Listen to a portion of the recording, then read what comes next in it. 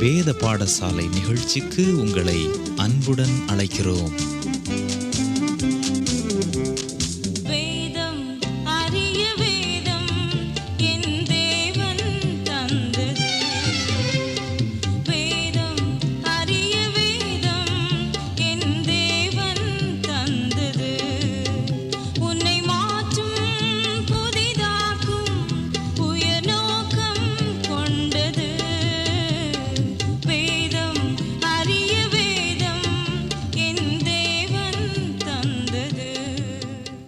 நேயர்களே, வேத அறிஞர்கள் பலர் நாளாகம புத்தகங்களை விடுபட்ட காரியங்கள் என்று அழைக்கின்றனர்.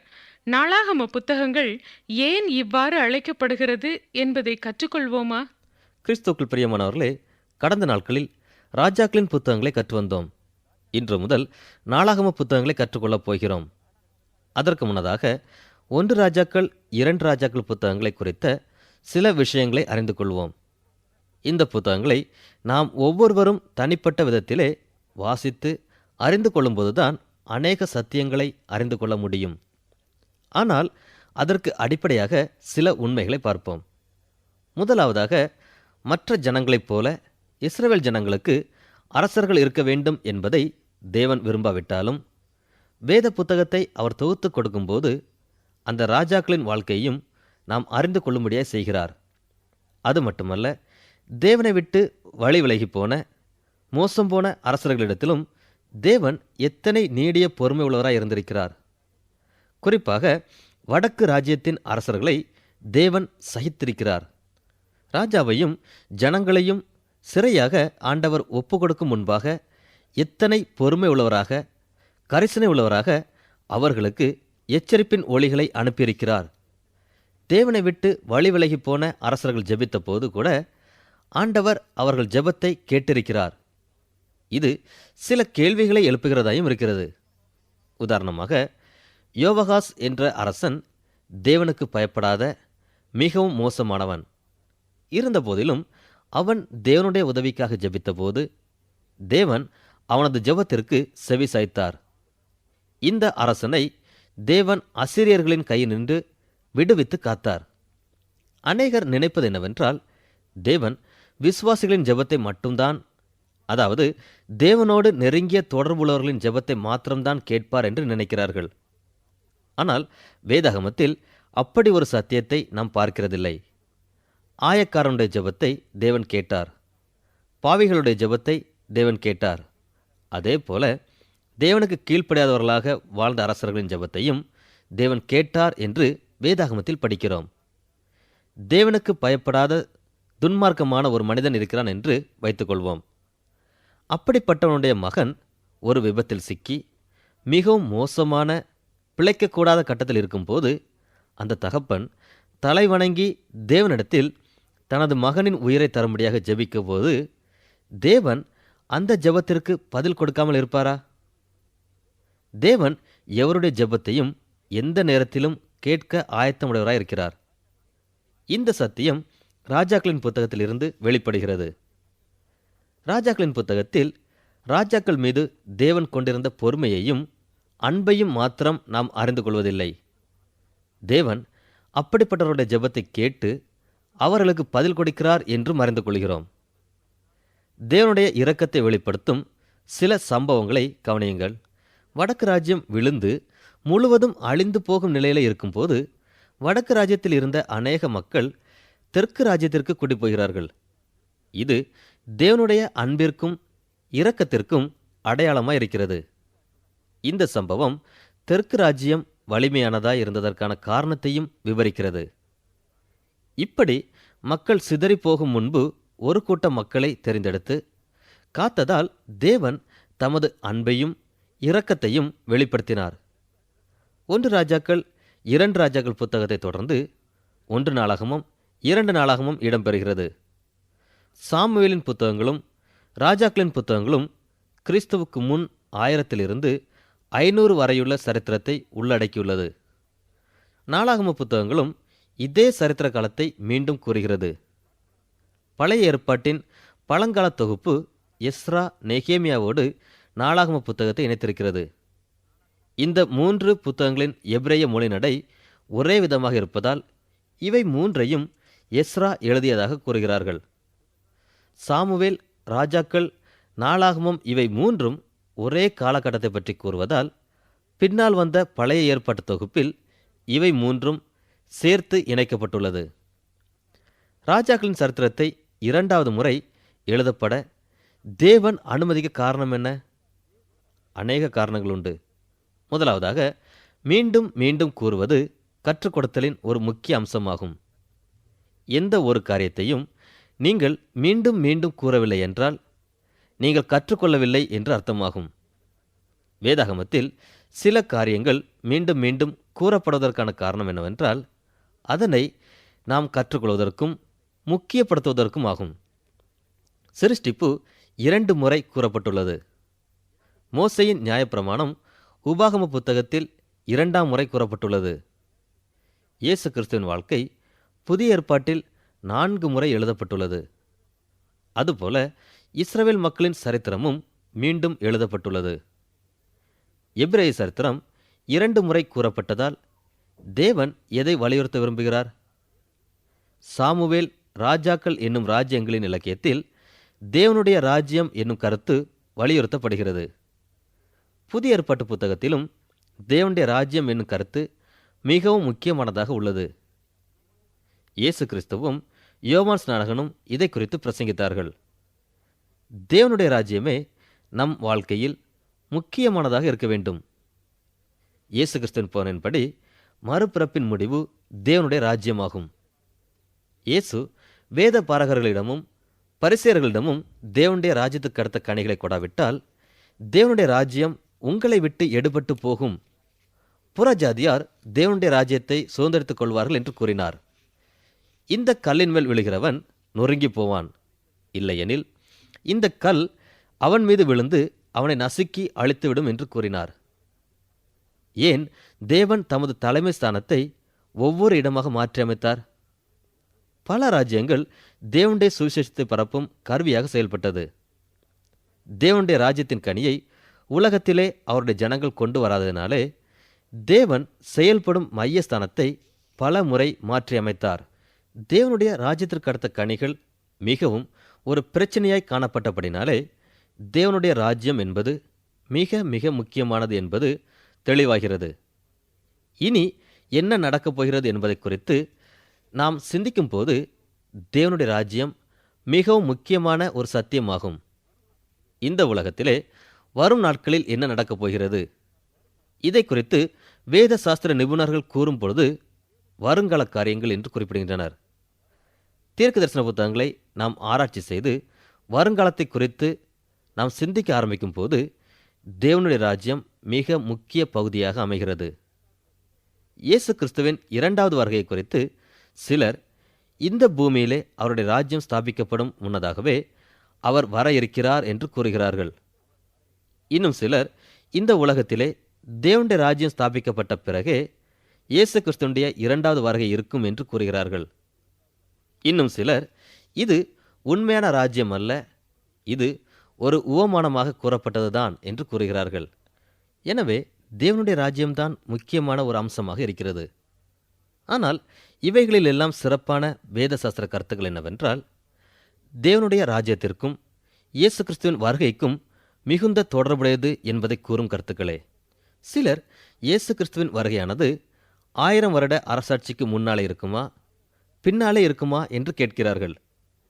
2வது மகா யுத்தத்தின் சமயத்திலே 1000 வருட அரசாட்சிக்கு பிறகுதான் இயேசு கிறிஸ்துவின் வருகை இருக்கும் என்று அநேகர் விசுவாசித்தார்கள்.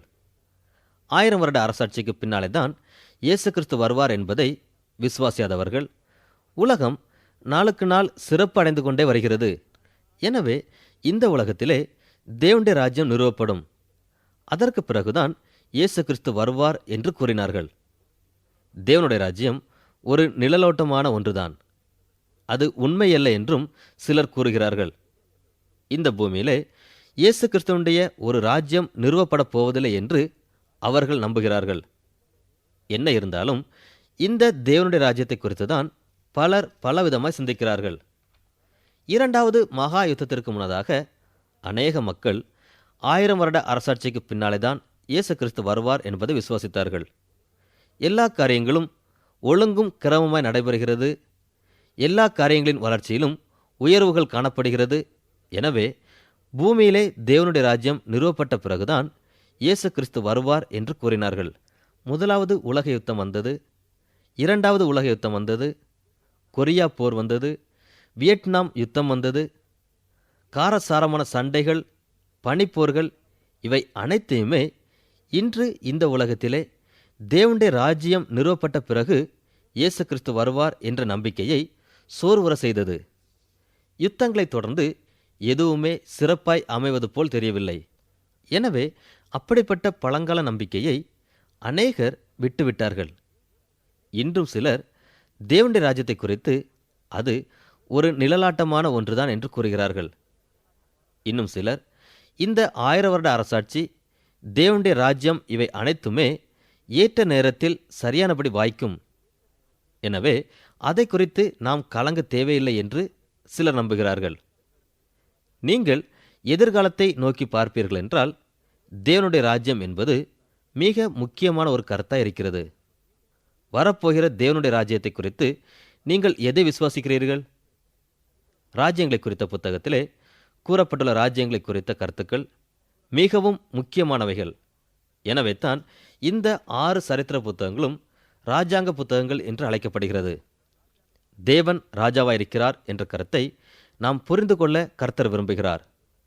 அதற்கு கீழ்ப்படியும் பிரஜைகளாக சேர்ந்து அவருடைய ராஜ்யத்தை உருவாக்க வேண்டும் என்று தேவன் விரும்புகிறார். எனவே தான் அந்த சரித்திரத்தை 2 முறை வேத புத்தகத்திலே இடம்பெறும்படியாக செய்திருக்கிறார். இந்த சரித்திரங்கள் வேத புத்தகத்திலே 2 முறை வருவதற்கான 3வது காரணம், தேவனுடைய மக்கள் தேவன் தங்களுக்கு ராஜாவாக இருப்பதை புறக்கணித்து தள்ளினார்கள் என்பதை நாம் புரிந்து கொள்ள வேண்டியது முக்கியமானதாக இருக்கிறது.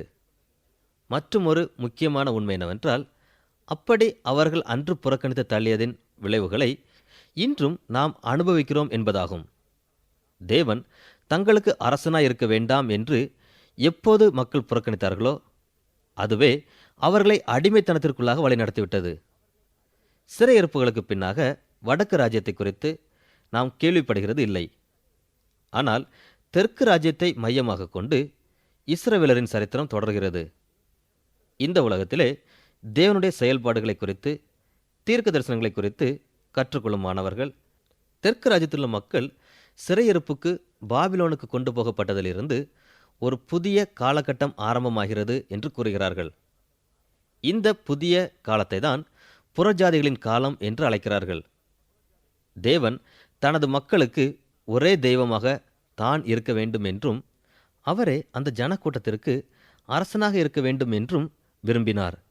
இப்படிப்பட்ட ஒரு ராஜ்யத்தை நிறுவவே தீர்க்கதரிசிகள், ஆசாரியர்கள் மூலமாக மக்களோடு தொடர்பு கொண்டு அவர்களை வழிநடத்த விரும்பினார். ஆனால் எப்போது இஸ்ரவேல் ஜனங்கள் இந்த அமைப்பை புறக்கணித்தார்களோ அப்போது தேவன் புதிய ஒரு காலத்தை துவங்குகிறார். இப்போதும் தேவனுடைய ஜனங்கள் புறஜாதியரின் காலங்களிலே வாழ்ந்து கொண்டிருக்கிறார்கள். எனவே தான் இயேசு கிறிஸ்து தேவனுடைய ராஜ்யத்தை குறித்து பேசும்போது, இதோ இங்கே என்றும் அதோ அங்கே என்றும் பார்த்து கொண்டு இராதிருங்கள், தேவனுடைய ராஜ்யம் உங்களுக்குள்ளே இருக்கிறது என்று கூறினார். ராஜ்யமானது ஒவ்வொரு மனிதர்களுக்குள்ளும் மனுஷிகளுக்குள்ளும் இருக்கிறது. இதை உணர்ந்தவர்களாய் தேவனுடைய ராஜ்யத்தின் கனி கொடுக்கிறவர்களாய் வாழ தேவன் நம்மை அழைக்கிறார். வேத பண்டிதர்கள் நாளாகம புத்தகங்களை விடுபட்ட காரியங்கள் என்று அழைக்கின்றனர். இது 2 விஷயங்களை வலியுறுத்துகிறது. முதலாவது, சாமுவேல் மற்றும் ராஜாக்களின் புத்தகங்களில் இதே வரலாற்று பகுதியின் சில சம்பவங்கள் நாளாகமத்தில் விடுபட்டுள்ளன என்பதை வலியுறுத்துகிறது. இரண்டாவதாக, எஸ்ரா இந்த புத்தகங்களை எழுதும்போது தேவன் இந்த சரித்திர காலத்தை உற்று பார்ப்பாரானால் தாவீது மற்றும் சாலமோனின் பாவங்களை விட்டு விடுவார் என்று நம்பினார். ஆகவே இந்த காரியங்கள் நாளாகம புத்தகங்களில் விடுபட்டுள்ளது. சாமுவேல் மற்றும் ராஜாக்களின் புத்தகங்களில் மனிதனின் கண்ணோட்டத்தில் சரித்திரம் எழுதப்பட்டுள்ளது. எஸ்ரா இவைகள் ஆவிக்குரிய பிரகாரமாகவும் தேவனுடைய கண்ணோட்டத்திலும் எழுதப்பட வேண்டும் என்று விரும்பினார். மனிதனுடைய கண்ணோட்டத்திற்கும் தேவனுடைய கண்ணோட்டத்திற்கும் அதிக வேறுபாடு உண்டு. என் நினைவுகள் உங்கள் நினைவுகள் அல்ல, உங்கள் வழிகள் என் வழிகளும் அல்லவென்று ஏசாயா 53 தேவன் கூறுகிறார். தேவன் கூறுவது என்னவென்றால், மனிதர்களாகிய நீங்கள் நினைப்பதற்கும் நீங்கள் ஒரு காரியத்தை செய்வதற்கும் தேவனாகிய நான் ஒரு காரியத்தை நினைப்பதற்கும் செய்வதற்கும் அதிக வேறுபாடுகள் உண்டு என்று கூறுகிறார். வானத்திற்கும் பூமிக்கும் எவ்வளவு தூரமோ அதே போன்று தேவனுடைய நினைவுகளும் நம்முடைய நினைவுகளும் வேறுபடுகிறது. தேவனுடைய கண்ணோட்டமும் மனிதனுடைய கண்ணோட்டமும் இணைந்த கருத்தை நாம் கண்டுகொள்ள விரும்பினால் வேதாகமத்தை படிக்க வேண்டும். ஏனென்றால் வேதாகமம்தான் தேவனுடைய கண்ணோட்டத்தை தெளிவாக கூறுகிறது. ஆகவே தான் நாளாகம புத்தகங்களில் வரலாறு மீண்டுமாக கூறப்பட்டுள்ளது. இங்கு நாம் மனிதனால் எழுதப்பட்ட சரித்திரத்திற்கும் தேவனால் கொடுக்கப்பட்ட சரித்திரத்திற்கும் இடையேயான வித்தியாசத்தை படிக்கிறோம்.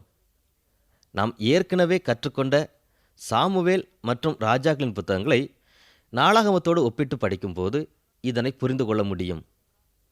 நாளாகமத்தில் எஸ்ரா இந்த வரலாற்று பகுதிகளை தேவனுடைய கண்ணோட்டத்தில் நமக்கு தருகிறார். சாமுவேல் மற்றும் ராஜாக்களின் புத்தகம் மனிதனுடைய கண்ணோட்டத்தில் எழுதப்பட்டுள்ளது. உதாரணமாக, தேவனுடைய கண்ணோட்டத்தில் எழுதப்பட்ட நாளாகமத்தில் சில முக்கியமான காரியங்கள் விடுபட்டுள்ளது. 2 சாமுவேல் 11 முதல் 18 வரை தாவீதின் பாவங்களும் பாவ பலனும் எழுதப்பட்டுள்ளது. எஸ்ரா நாளாகமத்தில் தாவீதை குறித்து கூறும்போது தாவீதின் பாவங்களை குறிப்பிடவே இல்லை. இது ஒரு நல்ல செய்தி. நாம் தேவனிடம் வரும்போது நமது பாவங்கள் நினைவு கூறப்படுவதில்லை. ஏனென்றால் நாம் இயேசு கிறிஸ்து நமக்கு அருளும் ரட்சிப்பை முற்றிலும் நம்புகிறோம். இயேசு கிறிஸ்து நமது பாவங்களை மன்னித்த பின்பு அதை நினைவு கூறுவதில்லை. நாம் பாவம் செய்யாதவர்களாக கருதப்படுகிறோம். நாளாகம புத்தகத்தில் விடுபட்டுள்ள மற்றொரு காரியம் வடக்கு ராஜ்யம். இஸ்ரவேலின் வடக்கு ராஜ்யம் தேவனுடைய கட்டளைகளை மீறிய தேசமாக காணப்பட்டது. வடக்கு ராஜ்யத்தின் நாட்களிலெல்லாம் ஒரு ராஜா கூட தேவனுக்கு கீழ்ப்படிபவராக செயல்படவில்லை. எஸ்ரா இஸ்ரவேலர்களின் வரலாற்றை எழுதும்போது ராஜ்யங்கள் பிளவுபட்டதை கூறுகிறார். ஆனால் அதன் பின்பு வடக்கு ராஜ்யத்தை குறித்து எதுவும் குறிப்பிடவில்லை. இதை நாம் கருத்தில் கொள்ள வேண்டும். நாம் ஒவ்வொருவரும் ஏதாவது ஒரு விதத்தில் சிறந்தவர்கள் என்று நம்புகிறோம். விசுவாசிகளான நாம் இதில் வேறுபாடு காணக்கூடியவர்களாக இருக்க வேண்டும். காலையில் எழுந்ததும் இன்று பயனுள்ள காரியங்களை செய்வேன் என்று எண்ண வேண்டும். தேவன் நமக்கென்று குறித்திருக்கும் லக்கை அடைவேன் என்ற நம்பிக்கையோடு செயல்பட வேண்டும். நாம் எரிந்து பிரகாசிக்கும் விளக்காயிருக்க வேண்டும். உலகில் தேவனுடைய சித்தத்தை நிறைவேற்றுவர்களாய் தேவனுக்காக பிரகாசிக்கும் விளக்காக மாற வேண்டும். நம்முடைய வாழ்க்கையில் இந்த நோக்கத்தோடு செயல்படுவோமானால் தேவன் நம்மை ஒருபோதும் மறக்க மாட்டார். ஆனால் வடக்கு ராஜ்யத்தை ஆண்ட அரசர்கள் இந்த நோக்கம் ஏதும் இல்லாதிருந்தனர். அவர்கள் 8 வருடங்கள் 22 வருடங்கள் என்று அரசாட்சி செய்த போதிலும் அவர்களை குறித்து நாளாகமம் எதுவும் கூறவில்லை. ஏனென்றால் அவர்கள் தேவனுடைய நோக்கத்தை திட்டத்தை நிறைவேற்றவில்லை. சாமுவேல் மற்றும் ராஜாக்களின் புத்தகங்களில் எல்லா அரசர்களை குறித்தும் எழுதப்பட்டுள்ளது. அவர்கள் நல்லவர்களோ கெட்டவர்களோ அவர்கள் குறிப்பிடப்பட்டுள்ளனர். ஆனால் நாளாகமத்தில் ஜனங்களுடைய ஆவிக்குரிய வாழ்க்கையை புதுப்பித்த, தேசத்தில் எழுப்புதலை கொண்டு வந்த, தேவனுடைய கருவிகளாய் வாழ்ந்தவர்களின் பெயர் மட்டுமே குறிப்பிடப்பட்டுள்ளது. தேவனுடைய ராஜ்யத்தை அரசாண்ட யோசபாத், யோவாஸ், எசேக்கியா, யோசியா ஆகியோர் தேவனுடைய பார்வையில் சிறந்த அரசர்களாக காணப்பட்டனர். இவர்கள் ராஜாக்களின் புத்தகத்திலும் நாளாகம புத்தகத்திலும் குறிப்பிடப்பட்டுள்ளனர். தேவனுக்கு பயப்படாத கீழ்ப்படியாத அரசர்களின் பெயர்கள் நாளாகம புத்தகத்தில் குறிப்பிடப்படவில்லை. இது தேவன் எதை விரும்புகிறார் என்பதை காட்டுகிறது. இல்கியா என்ற ஒரு மனிதர் இருந்தார். அவர் யோசியாவின் நாட்களில் தேவாலயம் புதுப்பிக்கப்பட்ட போது ஆசாரியராக தேவாலயத்தில் பணி செய்தார். அவர் தேவாலயத்தில் நியாயப்பிரமாண புத்தகத்தை கண்டெடுத்தார். இந்நாட்களில் ஜனங்கள் தங்களை எகிப்திலிருந்து விடுவித்து கொண்டு வந்த தேவனாகிய கர்த்தரை மறந்து அந்நிய தெய்வங்களை சேவித்து வந்தனர். அவர்கள் தேவன் மோசே மூலமாக கொடுத்த கட்டளைகளை முற்றிலுமாக மறந்தனர். இல்கியா நியாயப்பிரமாண புத்தகத்தை கண்டெடுத்த போது மிகவும் உணர்ச்சி வசப்பட்டவராக, நான் நியாயப்பிரமாண புத்தகத்தை கண்டெடுத்தேன் என்று சாப்பாத்திடம் கூறினார். அவைகள் ராஜாவாகிய யோசியாவிற்கு வாசித்து காட்டப்பட்டது. யோசியா தேவனுடைய நியாயப்பிரமாணத்தை கேட்டபோது, நாங்கள் தேவனுக்கு கீழ்ப்படியவில்லை என்று கூறி தம் வஸ்திரங்களை கிழித்து கொண்டார். இல்க்கியாவின் கண்டுபிடிப்பு யூத ஜனங்கள் மத்தியில் எழுப்புதலை கொண்டு வந்தது. எஸ்ராவும் இல்க்கியாவின் வழியில் வந்தவர். எஸ்ரா சிறந்த வேதாகம ஆசிரியர். எஸ்ராவின் நாட்களிலும் பெரிய எழுப்புதல் நடைபெற்றது. இந்த எஸ்ரா தான் பழைய ஏற்பாட்டை ஒருங்கிணைத்தார். இல்க்கியா தான் எஸ்ராவின் இந்த செயல்பாடுகளுக்கெல்லாம் தூண்டுகோலாய் இருந்திருக்க வேண்டும் என்று அறிஞர்கள் கூறுகிறார்கள். மேலும் தேவனுடைய பார்வையில் முக்கியமானவைகள் எவை என்பதையும் இது எடுத்து கூறுகிறது.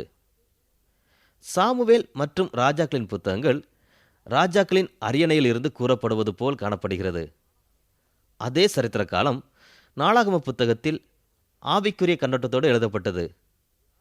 மேலும் நாளாகம புத்தகத்தை நாம் கூர்ந்து படிக்கும்போது அது ராஜாக்களின் புத்தக விளக்குவரை போல் காணப்படுகிறது. ஆகவே தான் ராஜாக்களின் புத்தகமும் இவைகள் நாளாகம புத்தகத்தில் எழுதப்பட்டுள்ளது என்று அடிக்கடி நினைவுபடுத்துகிறது. நாளாகம புத்தகத்தை படிப்பதன் மூலம் அந்த குறிப்பிட்ட சம்பவத்தின் ஆவிக்குரிய கண்ணோட்டத்தை பெற்றுக்கொள்கிறோம். உதாரணமாக, சாமுவேல் மற்றும் ராஜாக்களின் புத்தகத்தில் தாவீதின் வாழ்க்கை, குணாதிசயங்கள் மற்றும் தலைமைத்துவத்திற்கு முக்கியத்துவம் கொடுக்கப்பட்டுள்ளது. நாளாகம புத்தகத்தில் தாவீதின் வம்ச வரலாற்றுக்கு அதிக முக்கியத்துவம் கொடுக்கப்பட்டுள்ளது. இந்த காரணத்தினால்தான் தெற்கு பகுதியாகிய யூத ராஜ்யத்தை குறித்து நாளாகமத்தில் அதிகம் படிக்கிறோம். யூத வம்சத்தில்தான் மேசியா பிறப்பார். ஆகவே தான் தேவன் நாளாகமத்தின் மூலமாக யூத ராஜ்யத்தை குறித்த தெளிவான கருத்தை கற்றுக் கொடுக்கிறார். மேலும் தாவீது இராஜாங்க ரீதியாக வெற்றி பெற்றார்.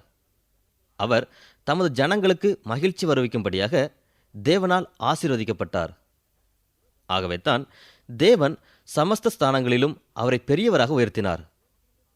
நாம் ஏற்கனவே சிந்தித்தது போல தாவீது ஆராதனையில் இசையை அறிமுகப்படுத்தினார். இதை குறித்து நாம் 1 நாளாகமம் 15 மற்றும் 23 அதிகாரங்களில் படிக்கிறோம். தாவீது ஆராதனையில் செய்த மலர்ச்சியை குறித்து சாமுவேல் புத்தகத்தில் எதுவும் கூறப்படவில்லை என்றாலும் நாளாகமம் அதனை முக்கியத்துவப்படுத்தி கூறுகிறது. அதேபோல தாவீது ஏன் தேவாலயத்தை கட்ட அனுமதிக்கப்படவில்லை என்பதற்கான காரணத்தையும் நாளாகம புத்தகம் தெளிவாக கூறுகிறது. ராஜாக்களின் புத்தகமும் 2 சாமுவேல் 7 அதிகாரமும் தேவன் ஒரு ஆலயத்தில் வாசமாயிருக்கவில்லை என்பதாலே தாவீது ஆலயம் கட்ட அனுமதிக்கப்படவில்லை என்று கூறுகிறது. ஆனால் நாளாகமம் தாவீது ஒரு போர் வீரனாக இருந்தபடினாலே ஆலயம் கட்ட அனுமதிக்கப்படவில்லை என்பதை கூறுகிறது. தாவீது போர் வீரராக இருந்தபடியினால் அவர் அநேக இரத்தத்தை சிந்தியிருந்தார். இதனால் அவர் தேவ ஆலயம் கட்ட அனுமதிக்கப்படவில்லை. நாளாகம புத்தகத்தில்தான் நல்ல ராஜாவாகிய யோசபாத் துன்மார்க்கனாகிய ஆகாபோடு ஏன் கூடிக்கொண்டார் என்பதற்கான பதிலையும் பெறுகிறோம். அவர்கள் இருவரது குமாரனும் குமாரத்தையும் திருமணம் செய்து கொண்டார்கள். இந்த காரணத்தினால்தான் அவர்கள் இருவரும் ஒருமித்து போருக்கு சென்றிருக்க வேண்டும். நாளாகம புத்தகத்தின் சிறந்த வசனமாக 2 நாளாகமம் 7 அதிகாரம் 14 வசனம் கருதப்படுகிறது. இந்த வசனம் தேவாலயத்திலிருந்து சிங்காசனத்திற்கும் தேவனுடைய ஜனங்களோடு தேவன் ஏற்படுத்தும் உடன்படிக்கையாகவும் காணப்படுகிறது. 23 சங்கீதம் 3 வசனத்தில் அவர் என் ஆத்துமாவை தேற்றி தம்முடைய நாமத்து நிமித்தம் என்னை நீதியின் பாதைகளில் நடத்துகிறார் என்று வாசிக்கிறோம். நமது ஆத்துமா தேற்றப்பட வேண்டும் என்று நாம் தேவனிடம் வரும்போது அவர் நம்மை ஆற்றி தேற்றுகிறவராய் இருக்கிறார். தேவன் நாம் நீதியின் பாதையில் நடக்கும்போது நமது ஆத்துமா தேறுதல் அடையும் என்று கூறுகிறார். அந்த நீதியின் பாதைத்தான் 2 நாளாகமம் 7 அதிகாரம் 14 வசனத்தில் கூறப்பட்டுள்ளது. வாசிக்கிறேன், கவனியுங்கள். என் நாமம் தரிக்கப்பட்ட என் ஜனங்கள் தங்களை தாழ்த்தி ஜெபம் பண்ணி என் முகத்தை தேடி தங்கள் பொல்லாத வழிகளை விட்டு திரும்பினால் அப்போது பரலோகத்தில் இருக்கிற நான் கேட்டு அவர்கள் பாவத்தை மன்னித்து அவர்கள் தேசத்திற்கு க்ஷேமத்தை கொடுப்பேன் என்று தேவன் கூறுகிறார். தேவன் நம்மை மன்னிக்கவும் ஆசீர்வதிக்கவும் விருப்பமுள்ளவராய் இருக்கிறார். ஆனால் மன்னிப்பை பெறும் முன்பு நாம் நீதியின் பாதைகளில் நடக்க வேண்டும் என்றும் விரும்புகிறார். அந்த நீதியின் பாதைகள் என்னவென்றால் நம்மை தேவனுக்கு முன்பாக தாழ்த்த வேண்டும், ஜெபிக்க வேண்டும், தேவனுடைய முகத்தை தேட வேண்டும், நம்முடைய பொல்லாத வழிகளை விட்டு திரும்ப வேண்டும். இவ்வாறு நாம் தேவனுக்கு முன்பாக நம்மை தாழ்த்தி ஜெபிக்கும் போது அவர் நம்மை மன்னிப்பது மட்டுமல்லாமல் நமது தேசத்திற்கும் ஆசீர்வாதத்தை அருளுவார். இதை நாம் ஒருபோதும் மறந்து போகக்கூடாது. பிரியமானவர்களே, இஸ்ரவேலர்களின் சரித்திரம் மீண்டும் எழுதப்பட காரணம் தேவனுடைய நினைவுகள் நம் நினைவுகள் அல்ல, நம்முடைய வழிகள் தேவனுடைய வழிகளும் அல்ல. பூமியை பார்க்கிலும் வானங்கள் எப்படி உயர்ந்திருக்கிறதோ அப்படியே நம்முடைய வழிகளை பார்க்கிலும் தேவனுடைய வழிகளும், நம்முடைய நினைவுகளை பார்க்கிலும் தேவனுடைய நினைவுகளும் உயர்ந்திருக்கிறது. ஆகவே தேவனுடைய கண்ணோட்டத்தை புரிந்து கொள்ள நாம் அவசியம் நாளாகம புத்தகத்தை படிக்க வேண்டும். மேலும் சாமுவேல் மற்றும் ராஜாக்களின் புத்தகங்களிலிருந்து நாளாகமம் எவ்வளவு தூரம் வேறுபடுகிறது என்பதையும் கவனிக்க வேண்டும். ஏனெனில் தேவன் ஒரு முறை நம்முடைய பாவங்களை மன்னித்த பின் அதை மீண்டும் நினைவு கூறுவதில்லை. இதனால்தான் நாளாகமம் தாவீது, சாலமோன் போன்றோரின் பாவங்களை நினைவு கூறாமல் அவர்களை குறித்த ஆவிக்குரிய காரியங்களையே கூறுகிறது. ஆகவே தான் நாளாகம புத்தகத்தை விடுபட்ட காரியங்கள் என்று அழைக்கிறோம். நேயர்களே, இத்துடன் ராஜாங்க இலக்கியங்கள் என்று அழைக்கப்படும் சாமுவேல், ராஜாக்கள், நாளாகமம் ஆகிய புத்தகங்களை கற்று முடிக்கிறோம். அடுத்த நிகழ்ச்சியிலிருந்து எஸ்ரா மற்றும் நெகேமியா புத்தகங்களை கற்றுக்கொள்ள இருக்கிறோம். தொடர்ந்து வேத பாடசாலை நிகழ்ச்சிகளை கேட்டு பயன்பெறுங்கள். எங்கள் முகவரி: வேத பாடசாலை, விஸ்வவாணி, தபால் பெட்டி எண் 34, திருநெல்வேலி 2, தமிழ்நாடு. மீண்டும் கூறுகிறோம்: வேத பாடசாலை, விஸ்வவாணி, தபால் பெட்டி எண் 34, திருநெல்வேலி 2, தமிழ்நாடு.